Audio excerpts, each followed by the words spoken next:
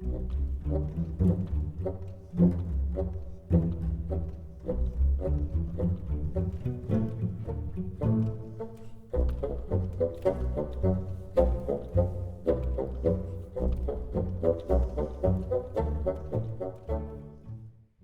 Monday, July 3rd, 2023, and I have 41 days until the New Hope Auto Show in Bucks County, Pennsylvania, where I hope to enter Project Risky Business, my $4,000 1985 Porsche 928S barn find.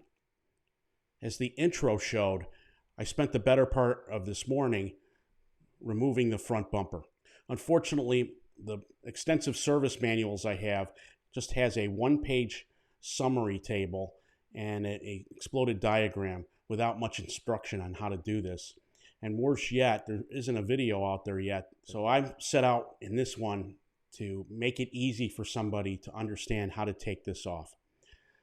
As I understand it, this procedure will work up to 86 vintage vehicles. 87 and to 93, I think there's some slight variations, particularly on the lower front fenders. But at least you get a perspective of what it entails to get your front bumper off, regardless of the year. All right, this first video, I'm getting the garage prepared, and I'm using my Quik jacks to put the car up high enough that I can sit on my roll-around stool and work on this. This will be nice for detailing the other parts of the car as well, so I'm just going to leave it sitting up like this. Next thing I needed to do is take off the wheels, gain access behind it, and make the pop-up headlights go up for access. Now in this first one, I'm in the wheel well and I'm looking towards the front of the car. And this inner splash seal is the first piece that has to come out. So on the front side of this crescent-shaped splash guard, there are 3 10mm screws and 3 8mm screws that you need to remove.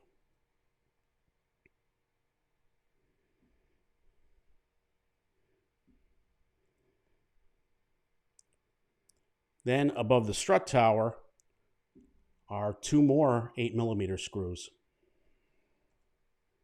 On this, I used a screwdriver type socket head holder and a universal.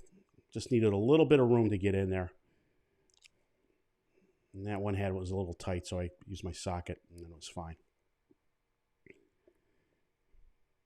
And finally, on the back side, you have a 10mm nut that connects to a stud. That really helps you place this fender back in. And then you have 2 8mm screws at the bottom. Unfortunately, that one to the left is missing on my car, so I'll have to replace that one when I go to put this back in. I'm now showing me taking out the 10mm things. And I believe that's a plate for the spoiler, but I'll have to learn more on that later. The other side doesn't have it. So these are the 10mm screws that need to come out. Those actually tighten into the headlight cover that you're about to see in a minute.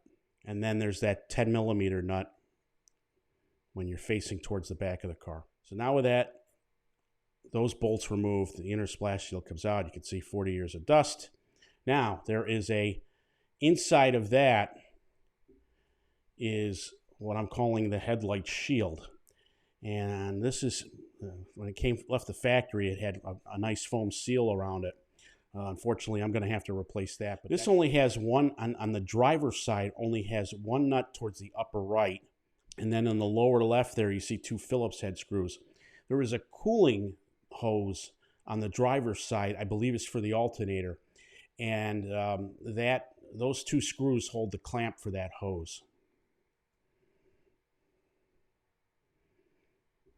So I'm just removing that 8mm nut.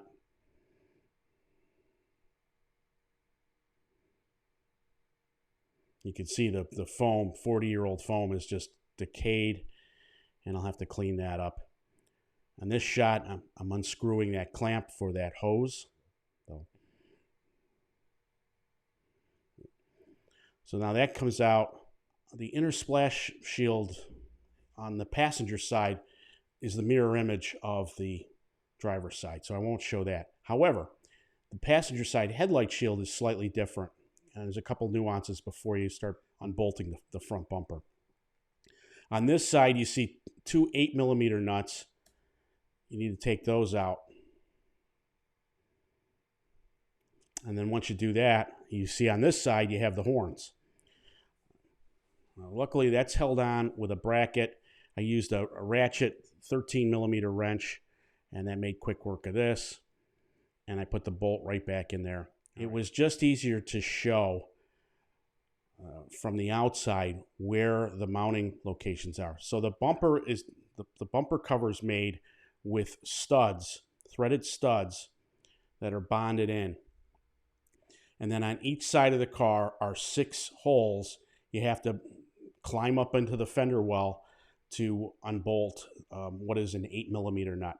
I sprayed all of them with a liquid wrench, and because it's a small one, it's 40 years. They looked a little rusty. On both sides, there's a just below the headlight on either side. Those are the two most difficult ones to access. But interestingly enough, the inside ones, the bolt holes between the pop-up headlights and the hood edge, on the passenger side, it broke off. And on the driver's side, the nut wouldn't go any further. It was just about to break off. So I'll show you what I had to do to get that last one out. So here's a shot. And note that the headlights are up. I'm using PB Blaster, not liquid wrench, sorry. And I'm using a 1/4-inch drive with an 8mm socket. I found that I used 2 extensions, so that minimized me crawling up in there. And on those upper 2 by the headlight, I used an 8mm deep well. You're going to need them on those because the stud, the threaded stud is a lot longer, and a regular size one will not work. So I'm just taking a lower one off and working my way up around the curve towards the headlight. The first 4 on that bottom side are pretty straightforward.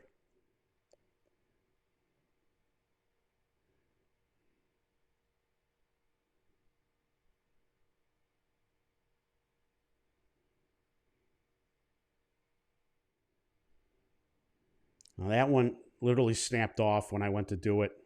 I think it's going to come in this shot here. Odd that those, on both sides of the car, they snapped off. But it is what it is. And now I need really light to get in there. You have to go, if you have the right tool and enough extensions, you can get around this without having to take the headlight out. I really wanted to avoid that if I could.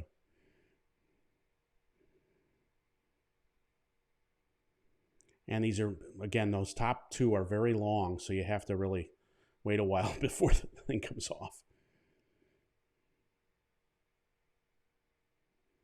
All right. Now, this last bolt on the driver's side, the nut would not come off. It was just spinning on the shaft, but it wasn't getting any bite. So I had to use a Dremel tool.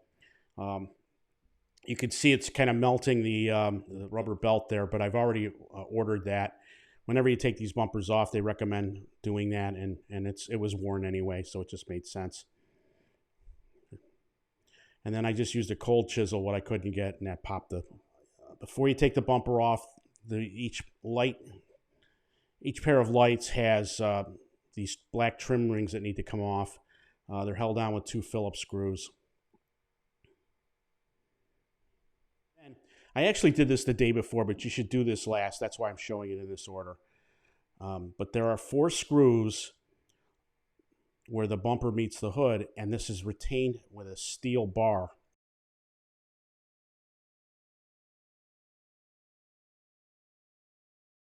So with the 4 screws out, I could take the bar off.